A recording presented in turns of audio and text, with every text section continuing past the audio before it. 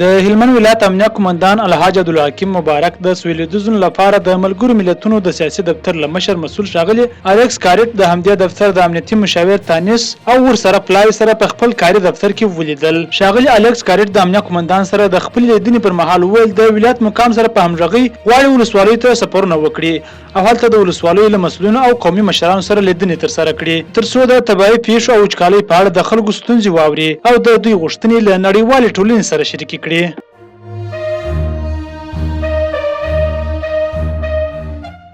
د اقتصاد سرپرست وزیر په کابل کې د جاپان له سفیر تاکایوشي کورومیا سره کتلې دي.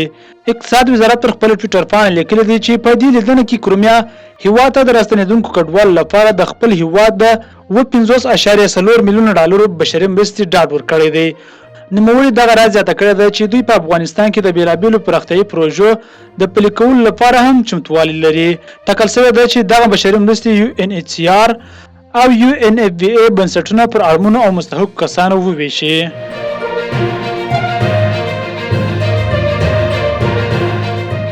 د فراه د ابو نصر فرعي بندر 14 ټانکره وارد شوي بیا کیفیته تیل بیرته ایران ته ګرځول شوي دي.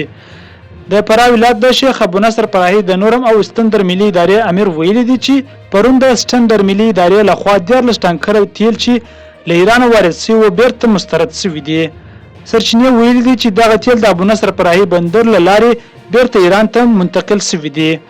د نورم او ستندر ملي ادارې ویلي دي چې هیڅ چاته اجازه نه ورکوي چې بې کیفیته توکي هیواد ته وارد کړي. دا په داسې حال کې ده چې له دې مخکې هم له ایران د بې کیفیته تیلو ټانکرونه مسترد شوي دي.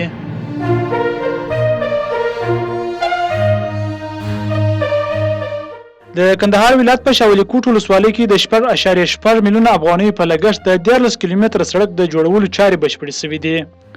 د کندهار ولایتي چارواکي وایي چې دغه سړک د کلیو بیارغونې او پراختیا ریاست تر چتر لاندې او د یونیفس موسسې په مالی ملاتړ په شاولی کوټ ولسوالۍ کې جوړ او ګټه اخیستنې ته سپارل شوی دی.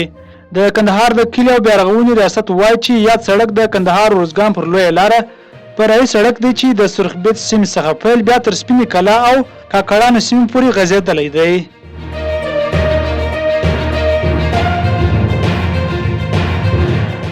د چین د دولت رئیس شي جین پینګ د دسمبر پر 12 نیټې د ویتنام پلازمینې هانوی ته رسیدلی دی.